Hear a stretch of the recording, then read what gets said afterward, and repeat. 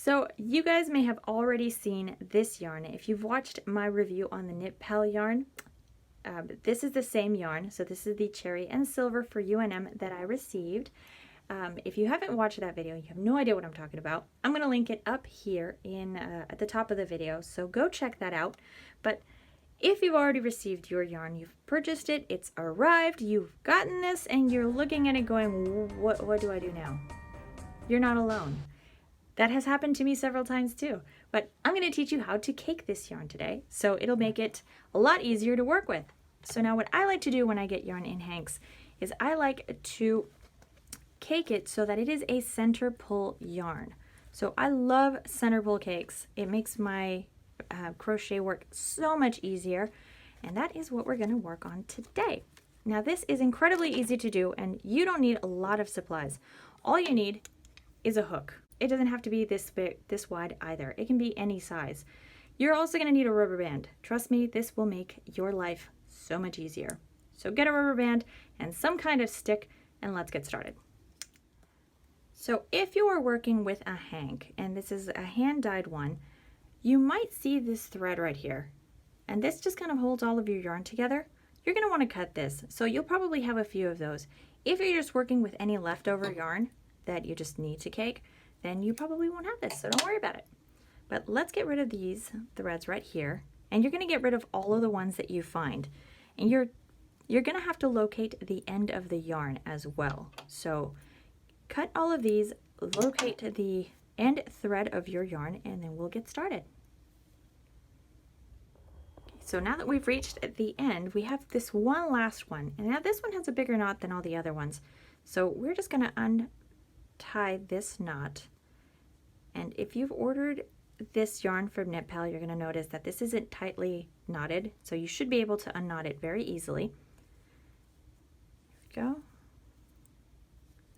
Let's pull off that tie, and here we are. So along with that tie were the two ends of your yarn. So we're going to work with one end. Now if you have somewhere to hang your yarn, that's going to make this a lot easier. If you don't, just lay it flat somewhere on a table, a desk, anywhere that you can, and let's get to rolling a cake. So let's start with this giant hook. So I'm using a giant hook. Like I said, you can use a stick, you can use anything you want, but I double tied the rubber band on here, so I just looped it around twice. So just grab any rubber band that you find, and what this is going to do is it's going to hold your yarn. So just wrap it twice, and then you're going to want to pull it down towards at least about the center of your hook or whatever it is you're using to wrap your yarn on. Now you're going to grab a thread of the yarn that you're going to cake. You're going to lay it flat against the top part of the hook that you're using. So this is the back end, I guess, if you really look at it that way. But pull the yarn through the rubber band, and like I said, this is going to hold your yarn in place. So it's going to make it a little easier, or it's going to make it a little bit more difficult to pull the yarn out. And once you've pulled that through, you can loop it around a second time through the rubber band, just to make sure that your yarn stays in place. All right, and now we're ready to begin. So I like to wrap my yarn a few times on my hook. So just wrap it around a few times, just to have a nice base to work with. Once you've wrapped the yarn several times, you're going to have a nice thick little base, and this is where we're going to start shaping the cake. So we're going to start wrapping the yarn diagonally. So whether you're right-handed or left-handed, it doesn't matter. Just start working diagonally, and we're going to just wrap it around a few times. So wrap it once, and then twist, and then wrap, and twist, wrap, twist, just to get the shape going. So twist after every time you wrap, and as your cake starts getting larger, you're going to start wrapping along the side. So instead of wrapping up against the top, like, let me do that part again. So wrapping it like this so that your yarn lays on top, you're going to start laying it towards the side. So just wrap it around a few times just to get a nice thick base. And then you can start squishing it down too. just to make it thicker.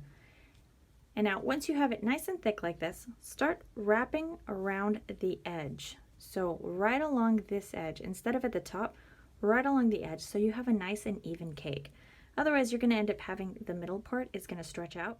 So your yarn will start, or I guess your cake will start to look more like an egg. So it'll look a bit more like this. And depending on how much yarn you have to cake, you'll probably end up with a much taller egg. So try to keep it along the edges, and that way you have a nice and evenly shaped cake.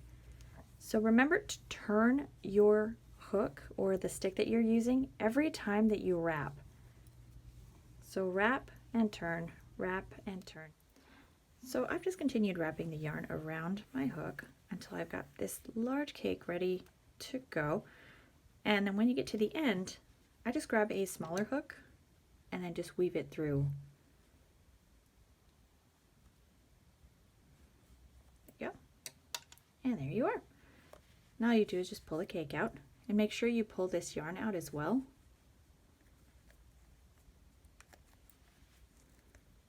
So let's see, where's the end?